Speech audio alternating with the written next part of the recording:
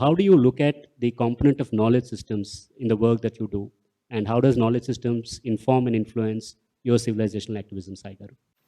So, thank you for giving me an opportunity to be a part of this particular platform and this event. I have learned so much by just being a part of the last 45 minutes. I regret not having been able to attend the morning session because of my practice commitments. I don't know if what I do can be called as activism. I just think it's just me being an active Hindu.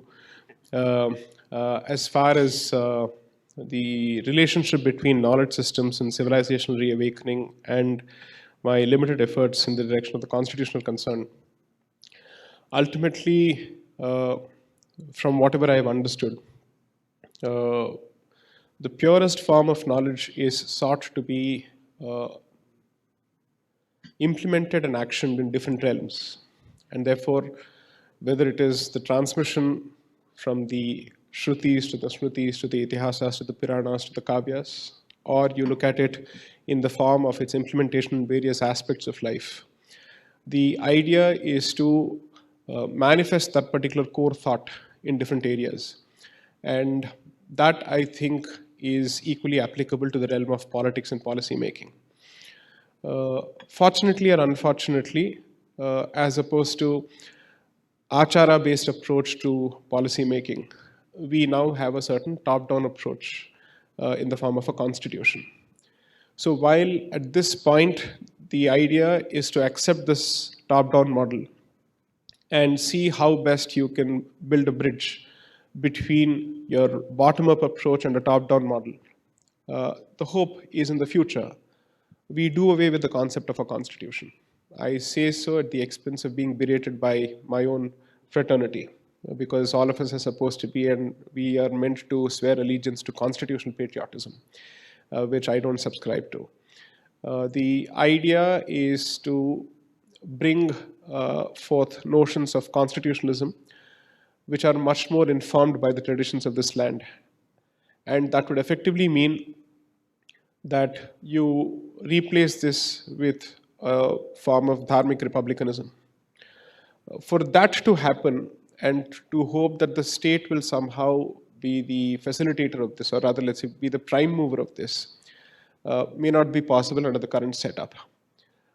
Simply because at this point, except for those activities or those initiatives where there is a political incentive, the state has largely chosen to recede from the civilizational space as much as possible, or perhaps even cede that space to those interests which may not be necessarily beneficial to the civilization. And therefore, I think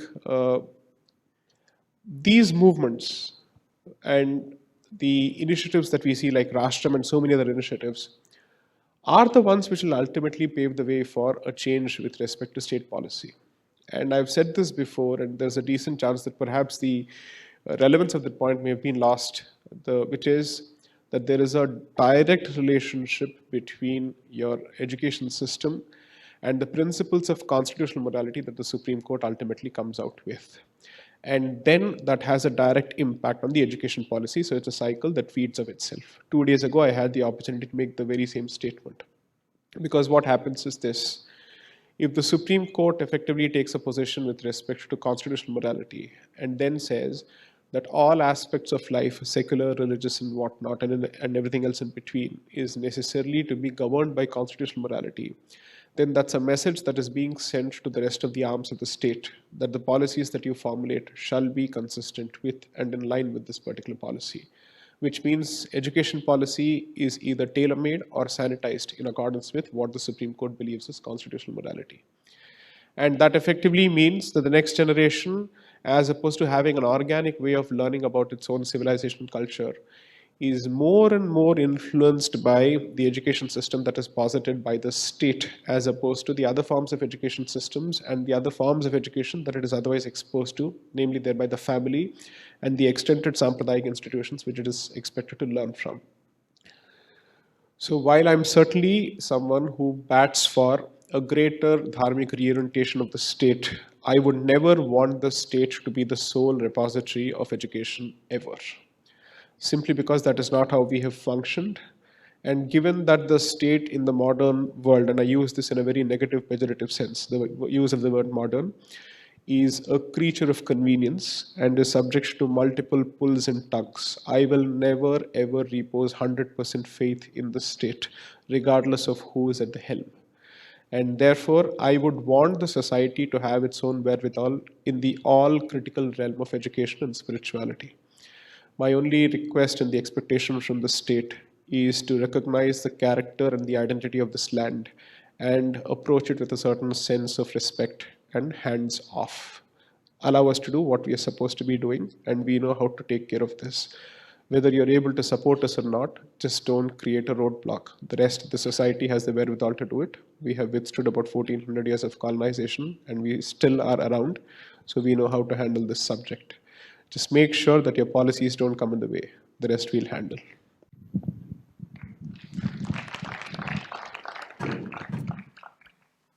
If you're okay, I'd like to just extend that. Also, the link between how we learn and how we reason, and therefore how we interpret policy.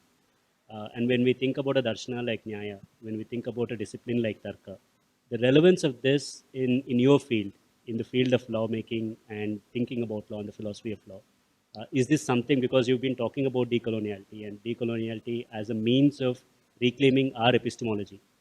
So how do you look at this, sir, within your profession?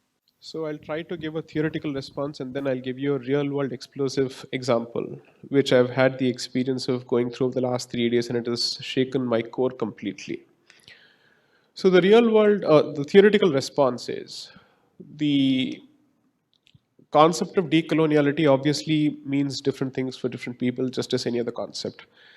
And the pioneers of this particular thought scholarship have effectively taken the position that there is no abstract universal definition for decoloniality simply because it is meant to be a contextual response of each colonized society to an experience that it has been subjected to. So while there is a common colonial intention, the manner in which that intention manifests itself and lands on each society is different.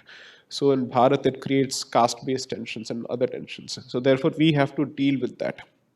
But the thing about decoloniality, which is fundamental and common across the board, and which is directly relevant to the topic of discussion, is to understand that there is no one way of learning and there is no one pattern of knowledge, there is no one pattern of sensing.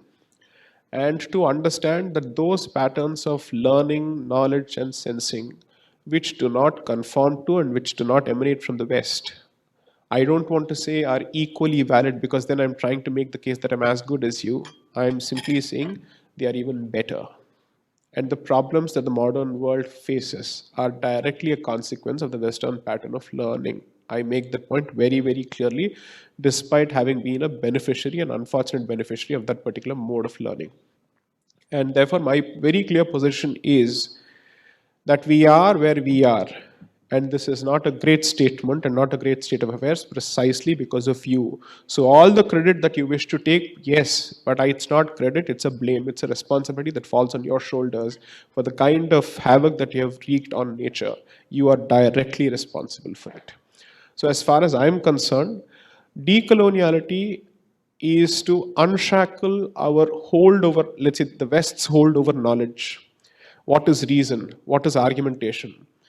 So, if you look at the legal fraternity, there is a very clear pattern of learning and a very clear pattern of argumentation that starts and ends with the West. And the idea is to actually expose them to a different kind of tarka.